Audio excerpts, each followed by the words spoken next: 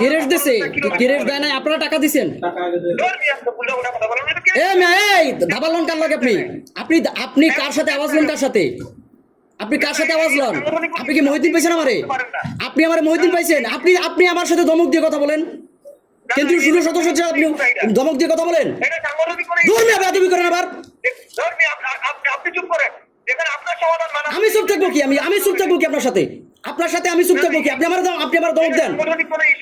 আমার সাংগঠনিক ইস্যু, আমি সাংগঠনিক ভাবে আমি আপনার বলছি, আমি আপনার সাথে সাংগঠনিক ভাবে কথা বলতেছি, আপনি আমার ধমক দিয়ে কথা বলেন মিয়া।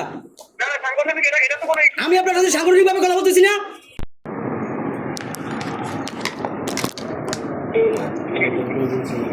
আসসালামু আলাইকুম। ওয়ালাইকুম আসসালাম, কেমন আছেন?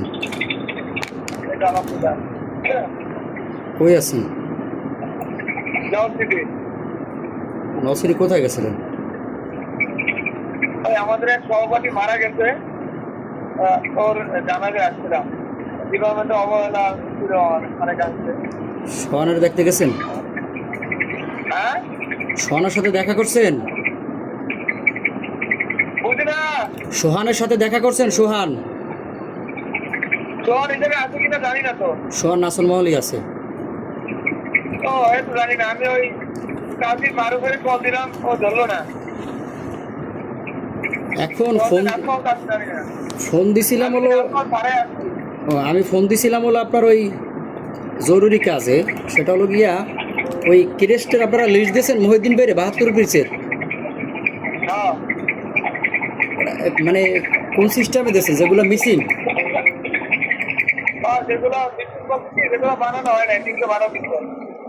তাই আমি যতটুকু দেখলাম মোটামুটি পর্যায়ে হুজাইফা, সুজয় শুভ, তারপরে এগুলো তো ক্রেস্ট করা, এগুলোর নাম তো দেই নাই আমরা। এগুলো তো 72 পিসের মধ্যেই আছে, আমি তো নিজের চোখে দেখা। এগুলোর নাম দিচ্ছে 72 পিস ক্রেস্টের যে লিস্ট দিয়েছেন ওর মধ্যেই তো এডি আছে। এগুলোর নামটা কথা ছিল কে? তা কেমনে বলবো আমি? আমি দেখছি, আমি এখানে এসে দেখতে পারবো না?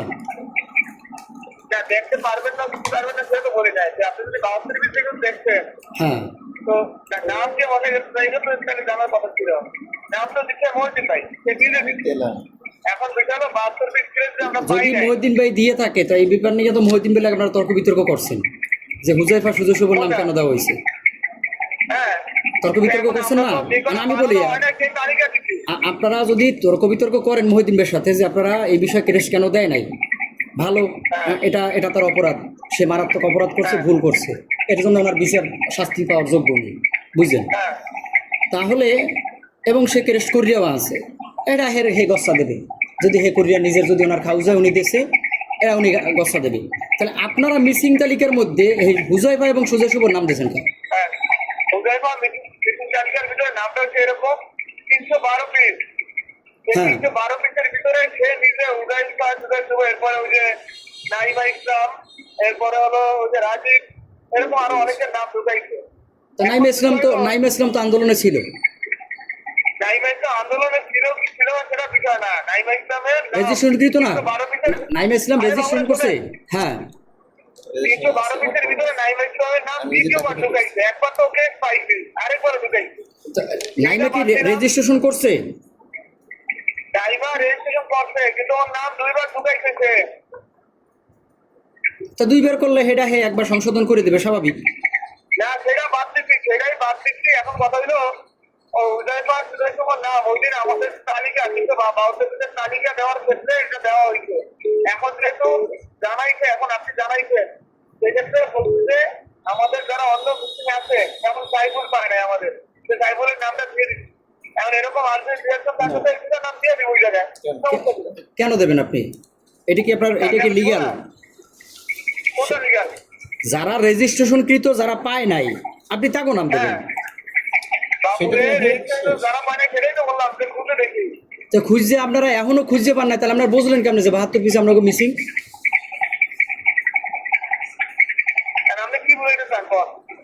আমি বুঝাইতে চাই না, আমি তো কোনো পক্ষের না। হ্যাঁ, আমি যেটা বুঝাইতে চাই, তো এই জায়গা তো আপনারা তো মোটামুটি অন্যায়ের আশ্রয় নিয়েছেন নিজেরাই। আপনারা এটা অন্যায়ের আশ্রয় নিয়েছেন না? এই যে কাজটা করছেন, সুজয় শুভ হুজাইফার নাম আবার 72 পিসের মধ্যে ঢুকাইছেন, এবং 72 পিস কারা মিছিল, আমি বলি 72 পিস কারা মিছিল, আমি বলি আমি এখন আমু, আমি তো ওই শিক্ষার্থী ঐক্য পরিষদ থেকে আসি নাই, আমি কেন্দ্রীয় সুর সদস্য হিসেবে আসছি। আপনি আমার অধস্তন জিয়া নাইম, আপনি ইসলামী ছাত্র আন্দোলন বাংলাদেশ, আমি সাংগঠনিক ব্যাপারে ফোন দিছি, আমি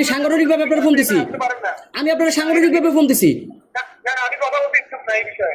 আপনি বাধ্য, আপনি আমার অধস্তন, আপনি আমার সংগঠনের, আপনি যখন সংগঠন থেকে পদত্যাগ করে চলে যাবেন, কথা বোঝেন, সংগঠন থেকে যখন পদত্যাগ করে চলে যাবেন তখন আপনি আমার সাথে কথা বলতে পারবেন, এর আগে না। আপনার দিকে তো সময় নিজেকেই সময় কথা হইলো, যেহেতু এটা সাংগঠনিক বিষয় না, এই বিষয়ে আমি আপনার সাথে কথা বলতে। কোনটা সাংগঠনিক বিষয় না?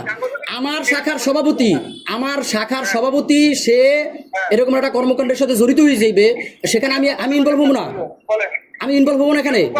জড়িত এই যে শিক্ষার্থী ঐক্য পরিষদ নিয়ে ঝামেলা হয়েছে, আমার ছাত্র আন্দোলনের সভাপতি জিয়া নাইম হয় না, এই জায়গায় আমার ছাত্র আন্দোলনের বিএম কলেজের সভাপতি জড়িত হয়েছে।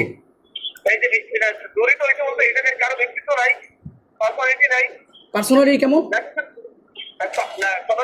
কোন ব্যক্তি, আমি রাজু, আজকে যদি আমি যে কোনো জায়গায় একটা অকর্ম করে ধরা খাই এবং আমাকে যদি বিষয়গুলো করে, এটা আমার সংগঠনের দায়ভার নেবে, এটা আমার ব্যক্তিগত দেবে না, তো এটা তো আমার সংগঠন থেকে দেবে। না না শোনেন, সেটা আলাদা বিষয়, সেটা আবার আলাদা বিষয় কিভাবে হয়? এটা দেখতে হবে যে প্রোগ্রামের শুরু থেকে শেষ পর্যন্ত আমি সংগঠনকে টানছি একবারও। আপনি টানেন না, এটা আপনার ব্যক্তিগত ব্যাপার, টানেন নাই, কিন্তু আপনি তো আপনি তাইলে আপনি সাংগঠনিকভাবে বিচারে জিজ্ঞেস করেন, কারণ এখানে সাংগঠনিকভাবে সমাধান হইলো, সেই সমাধান মানা হয় না, সেই চাইলে 1 মাস 22 দিন বা 1.5 মাস ধরে পুরো হয় না, হ্যাঁ তাই না? সাংগঠনিকভাবে যে সমাধান যদি মানা হয়, যেহেতু সংগঠনকে আপনি মানছেন, আপনি কি সব মানছিলেন? আপনি নিজেও তো মানেন নাই। হ্যাঁ আমি মানছি না আপনি মানেন না, আপনি সব মানেন নাই, আমি নিজে সাক্ষী, আপনি মানেন নাই, আমি নিজে সাক্ষী, আপনিও মানেন নাই। আপনাকে যে বিষয়গুলো কইছি আপনারা এটা মানেন নাই, তো আপনাগরে যা কইছি আপনারা এটাও মানেন নাই। মেইন বিষয়টা আসেন, কি মানি নাই, অনেক কিছুই তো মানেন নাই, কি মানি নাই সেটা বলেন, আপনি অনেক কিছু মানি নাই, ঠিক আছে কি বলেন, এটা দরাদরি কই, হ্যাঁ বলেন। যা কইছিলাম যে আপনারা মানেন নাই, যে আপনাকে বলা হয়েছিল, আমি নিজে কইছি যে আপনারা যার যে কেরেস্ট অর্ডার দিছে আপনারা তারা নিয়ে নেবেন। আপনারা বারবার এই জায়গায় আপনারা আসছেন কেন? হু আর ইউ, আপনারা কারা? আপনি কেরেস্ট অর্ডার দিছিলেন? কেরেস্ট আপনি অর্ডার দিছেন, আমার এটা বলেন। তা আপনি কোথায় ছিলেন? কার পক্ষ থেকে? আপনি যাকে নিয়ে আসতে বলছেন তার স্পষ্ট বক্তব্য তো আমরা পাইছি, তার স্পষ্ট বক্তব্য জানাইছি, তাই না? তার লিখিত বক্তব্য আনছেন? হ্যাঁ, তার লিখিত বক্তব্যই আছে। কি লিখিত বক্তব্য আছে আপনাদের কাছে?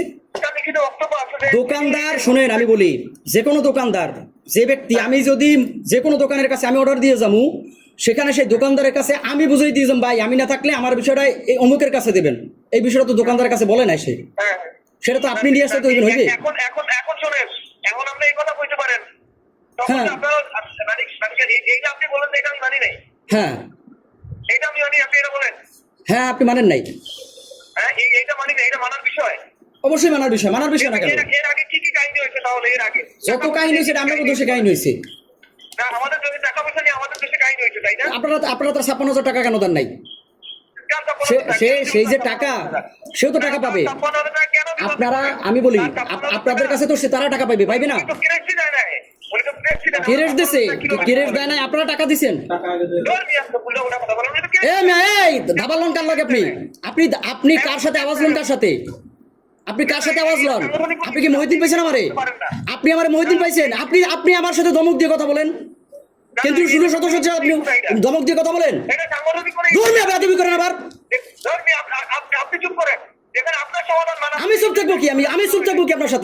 আপনার সাথে আমি চুপ থাকবো কি? আপনি আমার ধমক দেন।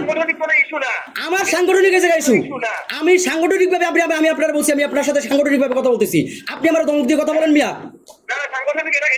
আমি আপনার সাথে সাংগঠনিক ভাবে কথা বলতেছি না, আমি আপনার ব্যক্তি জীবনে কথা বলছি। আমার সাংগঠনিক এটা ইস্যু, আপনি আমার থেকে বেশি বুঝেন।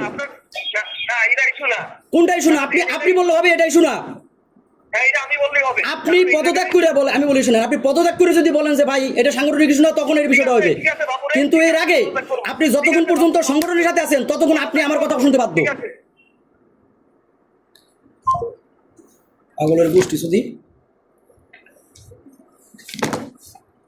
আবার লাই মন লাগে